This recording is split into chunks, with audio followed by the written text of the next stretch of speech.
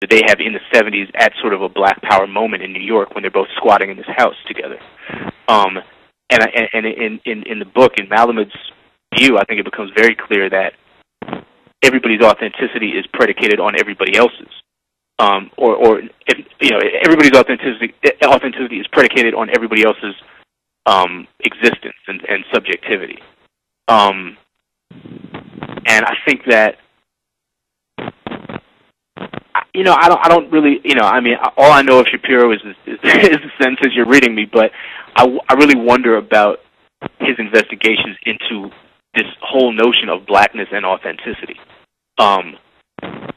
because I think that there's an extremely fraught and complex and ongoing history and discussion of what that means, what authenticity means, in the context of blackness. So it doesn't strike me. It strikes me as a little bit glib, I guess.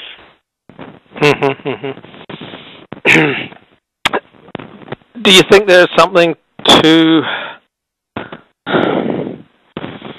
I'm struggling how to phrase this. There seems to be like a much more eager need among certain Jews to be embraced by blacks than by blacks to be embraced by Jews. Do you sense that? See that? Not necessarily. I mean, on one hand, yes, and I think that that the story there has to do with an awareness on the part of Jews. First of all, Jews as a subset of white people, people who are seen in the world predominantly as white and have the privileges endemic to that, right? I think what that has to do with is validation, which semantically divorces you from privilege and makes you not have to feel guilty. In other words, if black people accept you, then you don't have to really grapple with what it means to have all of these unearned, inherited, sort of privileges granted to you by society. I think that's been the dynamic, particularly of my generation, of the hip-hop generation, is this notion that this is what my book, Angry Black White Boy, is largely dealing with, is the notion that constant affirmation from black people is the best way to, and that extends to living in sort of a hip multicultural community, and all kinds of other things, is a way to divorce yourself from privilege rather than sort of confronting it and figuring out how it might be dismantled. So I think that need for affirmation is a subconscious or sometimes conscious awareness of privilege, which makes people feel uncomfortable, makes them feel like if they were to really look at it, it would force them to deal with things that are too complicated and too painful for them to really think about. The flip side of that is that I know.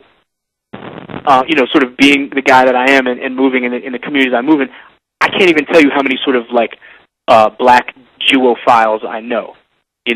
How many black friends I have who say, man, I wanted to be Jewish when I grew up, or my community was black and Jewish. I was so comfortable with these Jewish folks. I wanted to be around them. My friend Scott Polson Bryant, who's a writer, an essayist and a novelist who teaches at Brown right now, is one of these folks. Angela Woodson, who is somebody I do a lot of talks with, who works at the Ohio governor's office, is constantly talking about sort of her fond memories of Jews growing up. And I know plenty of black people who speak more Yiddish than I do. I think that there's it's not something that gets a whole lot of attention or is talked about publicly very often. But I think, my experience has certainly been that there is a real reciprocal interest. It's totally anecdotal, of course, but that's what I've seen. Okay, awesome. Anything that I should have asked you about your new book that I have not asked you? Is there anything? Is that what you said? Yeah. Is there anything that I haven't asked you that I should ask you? I mean, I don't know. Probably.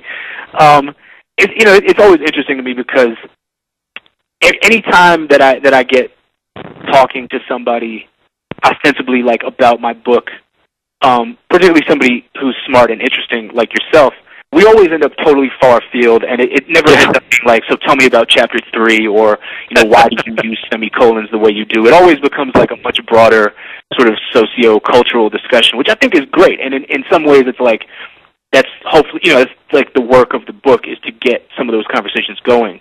But, at times, it can be, it can be, sometimes I sort of yearn to actually talk about craft, or talk about, sentence structure, or talk about, the book itself in some kind of sustained way that doesn't sort of use it as a point of departure for a whole different conversation, as interesting as that conversation might be. You know what I mean? Yeah. I hear you. And the first 3 chapters seemed quite different than the rest of the book. I'm wondering if I'm just totally out to lunch.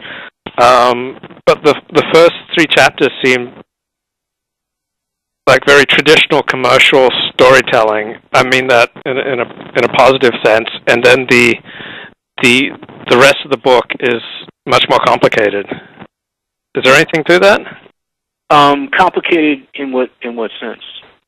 Well, the first introducing each protagonist, it seems linear. Like the story's going somewhere, and I'm forming expectations for how the story will go, and then the rest of the book explodes my expectations. That's interesting. What expectations? Well, the first, Tristan. I thought, this is going to be the story of the rise of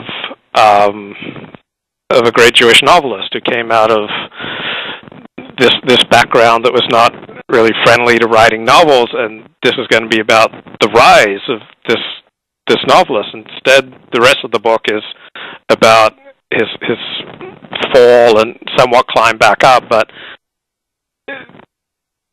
I expected it to be about his rise, and then I expected Nina, this would be about her rise as a great photographer, but really it's about her struggles. And then the same with Tris. So, how traditional, like Harold Robbins. Ever read any Harold Robbins? No, actually. Oh, okay. Well, he's like the quintessential commercial novelist.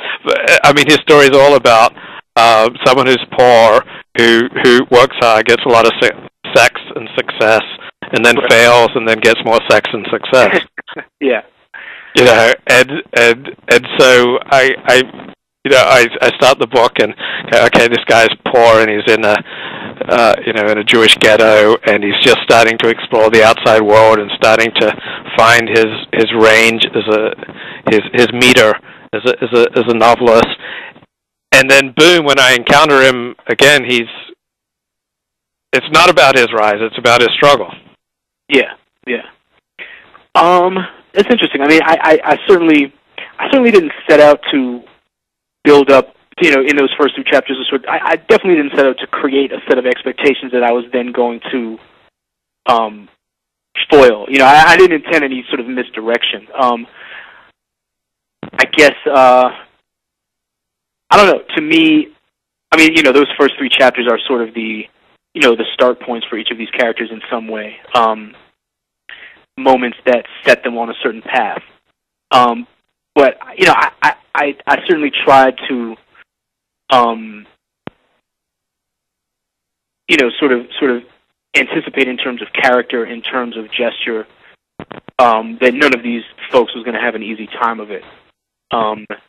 In a lot of ways, there's this in all 3 of those chapters. There's sort of this relationship between the artist and some kind of outside cultural force, and in all 3 cases, it's some element of black culture that sort of provides a spark, but also, I think, points toward a relationship that's going to be difficult.